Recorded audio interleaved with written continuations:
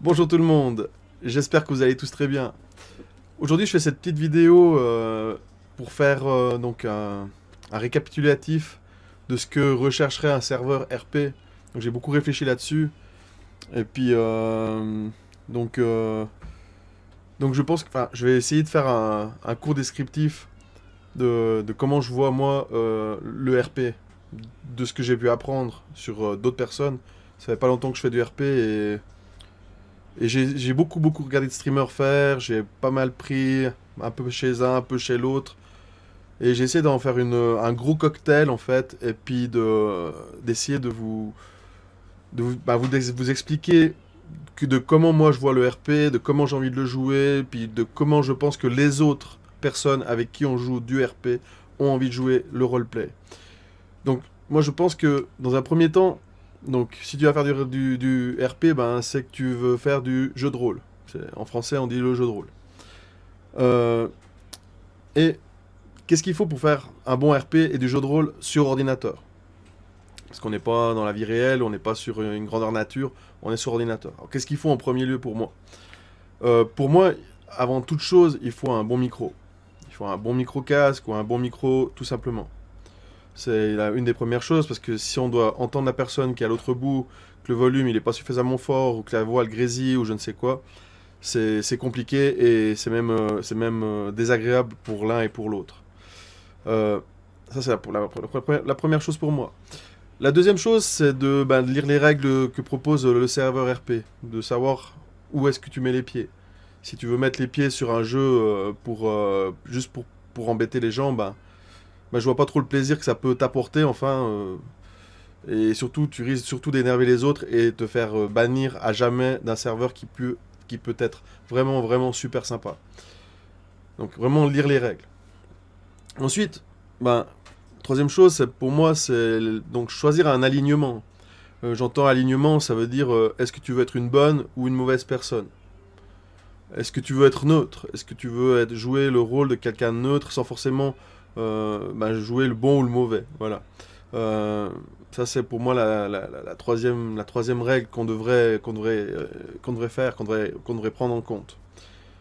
Euh, donc, après, selon les règles du serveur, ce qui est souvent demandé, c'est de rejoindre un vocal.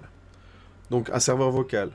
En l'occurrence, sur beaucoup de systèmes, c'est soit du TeamSpeak ou sur notre système, c'est rejoindre un serveur vocal qui est Discord. Pourquoi? Parce que on peut téléphoner aux gens, on peut utiliser une radio, ou simplement avoir des discussions hors roleplay, non, hors jeu de rôle, pour justement essayer de corriger les erreurs, ou simplement pour rigoler sur des situations cocasses. Ça, voilà, ça peut être sympa aussi. Une autre chose pour laquelle, pour moi, c'est important, c'est de se dire que on arrive dans un monde, t'arrives, tu nais en fait, tu viens même sur Terre, tu nais, tu viens dans un jeu de rôle, c'est d'arriver dans un monde et de partir au bas de l'échelle. C'est partir tout en bas de l'échelle et puis d'évoluer selon la trame qu'on va vivre, selon l'histoire qu'on va vivre. Faut jamais sauter les étapes, faut s'adapter, faut s'adapter aux événements et aux rebondissements que peut proposer un jeu de rôle. D'un coup, on a une situation qui est assez tranquille, assez neutre, tranquille, et d'un coup, il y a un rebondissement. C'est s'adapter à ça. Donc, pour moi aussi, ce qui est très important, c'est de choisir le vouvoiement. Pourquoi le vouvoiement en premier lieu? Quand tu rencontres quelqu'un dans la rue, mis à part si tu le connais parfaitement bien, tu vas jamais arriver salut, ou à la police, si tu le tutoies, tu vas te retrouver avec un outrage. Si à une personne qui est officielle, tu vas te retrouver aussi avec des problèmes. À ton patron, tu vas pas le tutoyer, tu vas avoir des, une posture, une attitude qui fera que tu vas le vousoyer. Ensuite, tu utiliseras le tutoiement. Donc ça viendra après tes affinités que tu auras après avec ton RP. Donc ça, c'est vraiment quelque chose qui pour moi est très importante. Euh, Ce qu'il faut aussi, ce qui est pour moi très important, c'est de chercher les interactions. Ça veut dire que quand tu as une situation, avec une personne, c'est de faire ta vie et d'un coup tu peux avoir une nouvelle interaction. Tu auras un objectif, hop, il faut une interaction. Tu vas vivre une histoire, il y aura une interaction. Et c'est de faire durer cette interaction intelligemment. Ça veut dire c'est pas de jouer la machine à écrire, mais essayer de développer une discussion en même temps de jeu, hein, on rigole et tout, mais quand même sérieux, pour justement qu'on puisse continuer à suivre la trame. Ça, pour moi, c'est quelque chose qui est important. Euh, Après, c'est du roleplay. Donc, du roleplay, c'est justement, on prend son temps de vivre les interactions et non un FPS où on tire à tout va. On n'est pas, voilà, on n'est pas sur Call of Duty ou Battlefield enfin, voilà, c'est tous ces jeux de tir où c'est très, très, très dynamique et énergique. Ça, c'est quelque chose qui est important pour moi. Une deuxième, enfin, encore enfin, une des multitudes de choses qui pour moi est très importante et qui peut créer une frustration énorme parce que évidemment on a farmé ou on a pris du temps pour faire quelque chose et d'un coup on se retrouve avec une situation qui nous désavantage. Il faut accepter la situation. Il faut vraiment accepter cette situation qui nous désavantage. Pour moi, c'est quelque chose qui est aussi très importante. Même pour moi, c'est parfois compliqué, mais je me dis, je vais m'adapter. Voilà. Autrement, de nouveau, il y a d'autres concepts qui existent, qui permettent justement d'évoluer avec avec ça.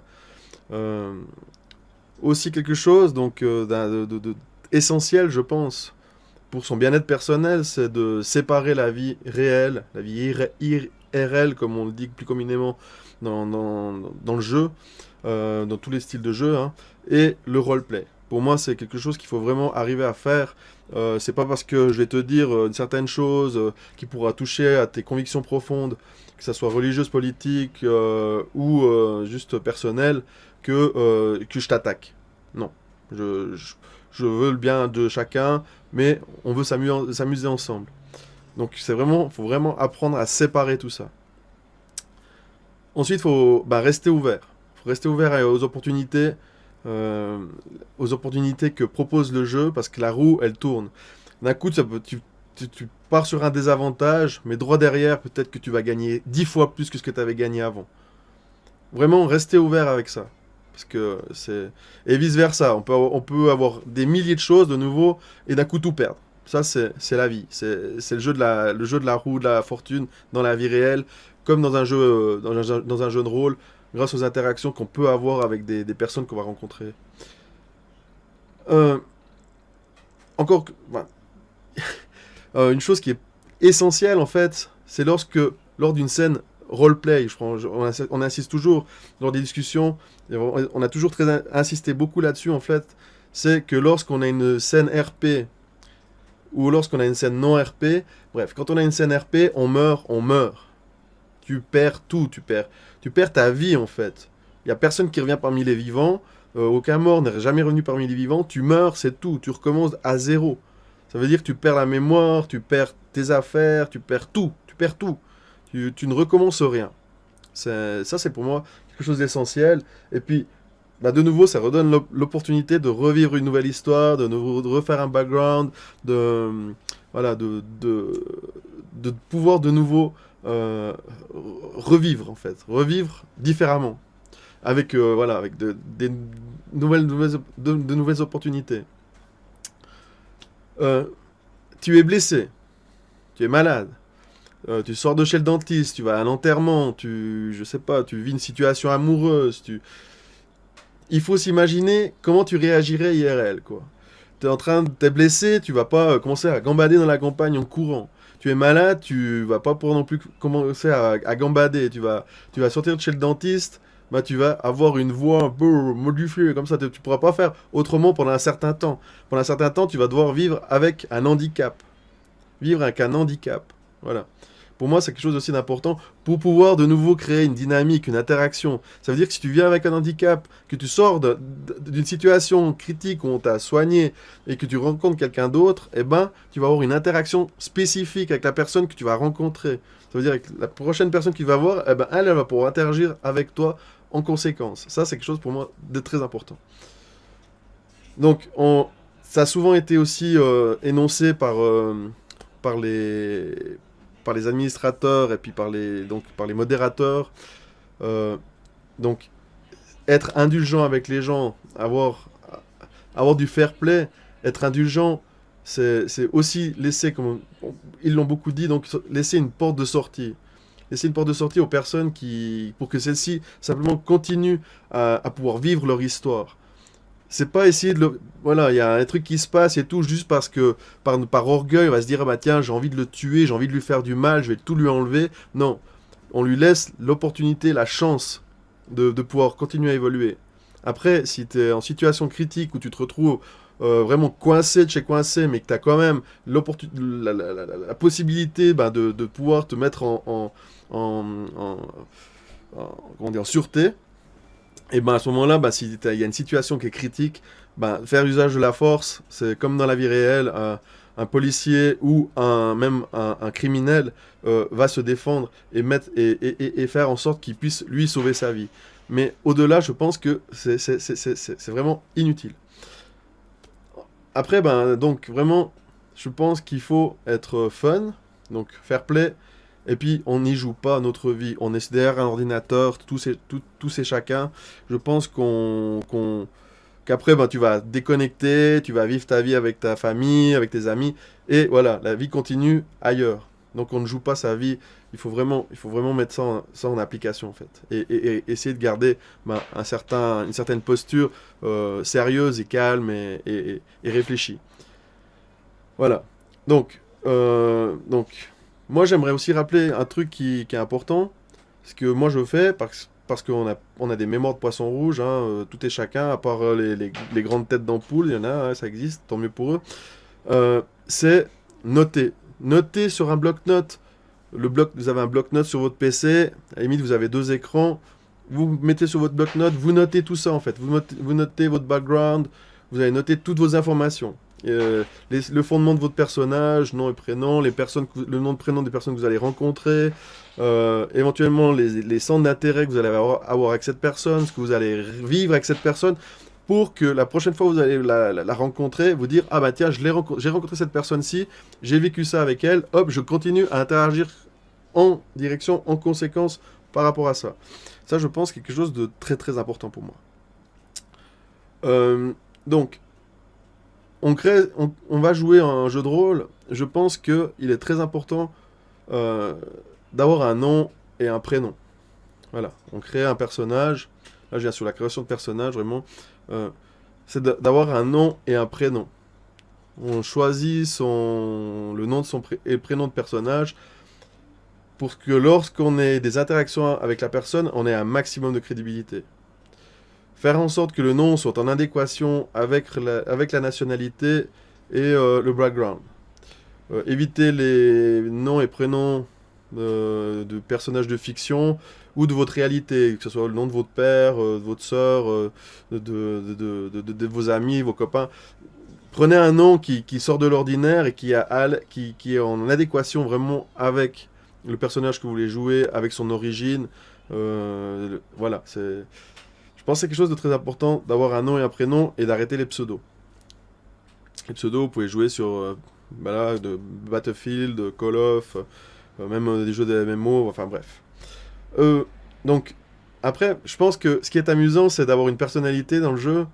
Donc, moi, je trouve que ça fait toujours rire quand je vois les autres personnes jouer, c'est d'avoir une nationalité ou une origine, qu'elle soit d'un continent qu'on connaît sur Terre et qu'on prenne par exemple un accent. Qu'on prenne, on prend un accent, on essaie de changer sa voix ou même se pincer le nez à la limite. Hein, bon, vous pincez le nez pendant toute une session d'RP, je vous dirais pas ça, mais de changer de voix. Voilà, certaines personnes sont douées pour ça. Et amusez-vous avec ça. Prenez quelque chose qui est facile. Parce que faire un accent, il faut le soutenir pendant longtemps. C'est-à-dire pendant longtemps, hop, d'un coup ça peut vous user vos cordes vocales, ça peut aussi, d'un coup la voix elle peut changer. Donc moi je me suis rendu compte lors de mes premières sessions RP sur ce serveur, c'est que j'avais une voix et d'un coup j'en avais une autre. Parce que bah même en l'entraînant, bah, je me l'étais pas enregistré. Et donc, enregistrez-vous. Enregistrez-vous, écoutez-vous, répétez, répétez, répétez. Répétez la phrase. Une phrase ou des phrases plusieurs fois, 10 fois, 20 fois. Répétez-la, répétez-les, répétez-les, répétez-les, plusieurs fois. Et à bout d'un moment, ça vient tout seul. Après, ben, si vous vous perdez, vous réécoutez l'enregistrement. C'est pas plus simple que ça. Euh, donc, il se dit, donc partout, ça se répète la même chose. C'est d'avoir un background. Le background est le fondement du jeu RP. C'est vraiment le prologue, c'est vraiment ce qui va faire que vous avez une histoire, que vous avez, qui va vous donner de la personnalité, qui va vraiment... Et si vous en imprégnez le maximum, justement, vous le notez sur un bloc-notes et que vous vous en imprégnez le maximum, eh ben, vous allez le mémoriser parfaitement. Et à un moment donné, vous allez peut-être même arrêter de jouer et continuer à jouer ce personnage parce que vous l'avez tellement bien joué que ben, il va se jouer au fur et à mesure, tout le temps, tout le temps, tout le temps. Donc, mémoriser parfaitement et en faire un facile. Court, concis, facile. C'est un résumé. Il doit être adapté au contexte du jeu, ça veut dire que et du gameplay. Si vous jouez à un jeu, ben, en l'occurrence comme nous, on joue à un jeu avec selon le serveur où on a choisi d'aller, avec une catastrophe nucléaire, voilà, ou même si d'un coup c'est une ville lambda comme on trouve sur des serveurs qui existent, ben vous pouvez vivre, tisser une histoire avec un passé, des parents, une sœur, une école que vous avez pu fréquenter, des études que vous avez fait, une sortie de prison, je ne sais quoi. Enfin voilà, vous vous inventez toute une histoire là autour et avec l'imagination, ben, sur un court texte de, je sais pas moi, d'une dizaine de lignes, voilà, d'une dizaine de lignes, ben, vous inventez votre histoire. Et ensuite, vous en imprégnez. Ça fera vraiment, vraiment toute la différence euh, au niveau de votre personnage.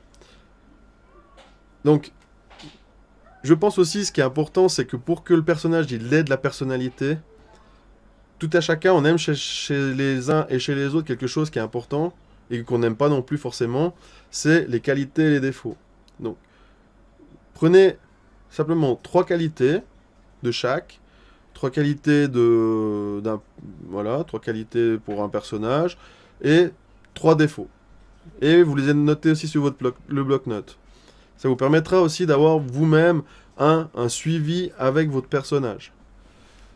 Donc pour la création de votre personnage pour la suite, je pense que ce qui est aussi important, il y a beaucoup de choses qui sont importantes en fait, c'est que votre personnage il a des goûts en fait.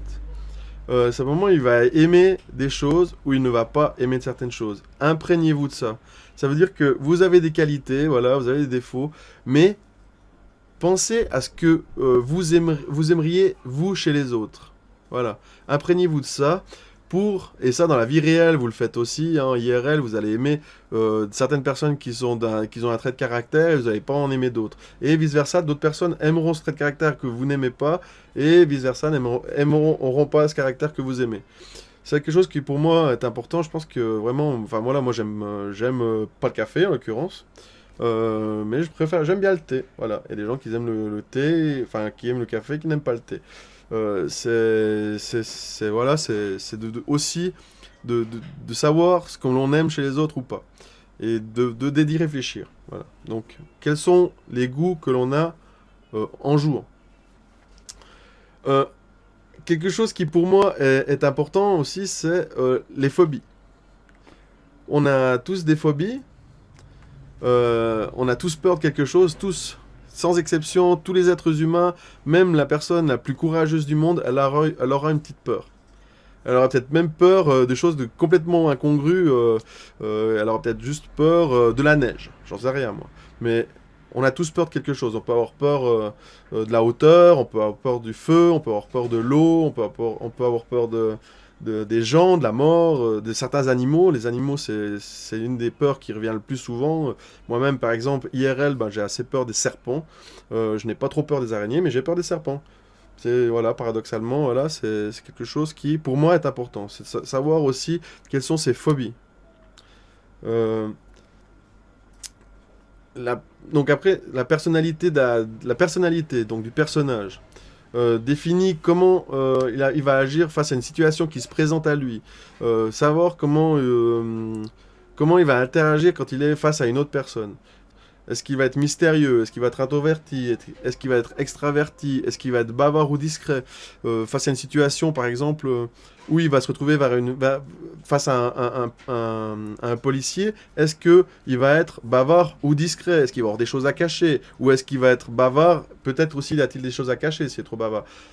Voilà, c'est vraiment faire aussi un travail sur la personnalité que l'on veut donner à son personnage, tout en gardant vraiment une ligne. C'est très très très important pour moi, je pense. Quel est le but? Donc le but c'est aussi une fin en soi, une clé. Quel est le but de votre personnage? Est-ce que c'est d'aider la communauté? Est-ce que c'est d'imposer une suprématie qu'il aurait, de montrer que voilà, c'est lui le chef, etc., etc. Ou de vivre seul, ou de vivre en groupe, d'être honnête, malhonnête. Voilà, pour moi ça c'est aussi des buts. Est-ce que par exemple, d'évoluer à travers un métier spécifique, comme vouloir devenir policier, voilà, de vouloir devenir médecin, fermier, chasseur, mineur, bûcheron, journaliste, avocat, guide, explorateur, chasseur de primes, tout ce qu'on a pu voir déjà lors de notre dernière session, vraiment, trouvez votre ligne. C'est ce qui fera vraiment qu'à un moment donné, ça va créer de l'interaction. Ça va vraiment créer des interactions, des petits événements qui feront que, on va se retrouver dans des situations qui seront sérieuses, qui seront amusantes et qui vont donner du plaisir à tout le monde. Ça, pour moi, c'est quelque chose d'important. Donc, après, ça, c'est les derniers petits points qui, je pense, n'est pas des plus importants, mais ça peut donner de nouveau un trait de caractère au personnage. C'est les particularités physiques. Est-ce qu'il porte des lunettes? Est-ce qu'il est barbu? Est-ce qu'il est imberbe? Est-ce qu'il a des tatouages? Est-ce qu'il est borgne? Est-ce qu'il est complètement aveugle, en fait? Jouer un RP aveugle, je pense que c'est difficile. Mais est-ce qu'il boite suite à, justement, à un background où il a eu un accident? Est-ce qu'il est, selon mon personnage, par exemple, hautement contaminé par une maladie? Est-ce que... voilà, est-ce qu'il a simplement une maladie qui ferait que, il peut pas faire une action ou une autre. Par exemple, prendre l'avion. Vous avez une maladie, c'est pas une phobie, donc vous avez une maladie, vous pouvez pas forcément monter dans un hélicoptère. Là, vous envolez, vous êtes malade en avion. Donc vous êtes obligé de prendre une voiture. Ça, c'est aussi des petites particularités physiques qui vont donner de la dimension. J'insiste vraiment sur le modèle de dimension et de profondeur. On parlait de ça avec certains administrateurs et modérateurs, de pouvoir donner ça au jeu. Et je pense que ça, c'est des choses qui font, sans forcément mettre des artifices, qui font qu'on peut donner de la dimension au jeu. Et puis, donc, les tout petits détails qu'on peut avoir, par exemple, c'est son poids, c'est connaître son poids. Et puis connaître sa taille, sa hauteur, voilà, est-ce que je suis musclé ou je suis trapu, voilà, pour moi c'est des petits détails mais qui peut donner sa petite importance dans un jeu. Après, moi j'aime bien utiliser ça, j'aime bien intégrer ça dans mes jeux, c'est de créer, donc ça c'est vraiment optionnel, on n'oblige personne parce que faut quand même mettre en place un soft. Il y a certaines personnes se trouvent pas forcément à l'aise avec le fait de mettre en place des softwares et puis de tout lier, donc ils préfèrent un peu la simplicité. Voilà, ça c'est libre à chacun. S'il y a des gens qui sont intéressés par la mise en place d'un soft pour pouvoir mettre des bruitages et créer de nouveau de la dimension dans leur jeu, vraiment des fois c'est des situations complètement hilarantes en fait, contactez-moi. Contactez un administrateur ou un modérateur et il prendra contact avec moi. Et moi, je vous explique comment on met en place tout ça. Je peux même vous aider à mettre en place via Teamweaver. Et puis vous aider à faire développer votre jeu RP. Et que vous aussi, vous amusiez autant que moi, je me marre, en fait. Parce que moi je m'amuse. On me dit souvent, ah, t'as ce jeu-ci, t'as ce jeu-ça. C'est super flatteur, en fait. Mais moi, ce qui vraiment me ferait le plus grand plaisir, en fait, vraiment, qui m'amuserait vraiment, c'est que tout et chacun, on y trouve son compte et qu'on s'amuse. Et qu'on s'amuse vraiment. Vraiment, moi j'ai envie de finir ma soirée ou ma journée, ça dépend à quel moment vous jouez. Et vraiment qu'on se marre, quoi. À la fin, on s'est marré, quoi. Qu'on puisse même refaire des débriefings et se dire, à la place d'avoir des débriefings où on se dit, ouais, il y a ça de faux, il y a ça de faux, il y a ça de faux, qu'on parle de nos fous rires.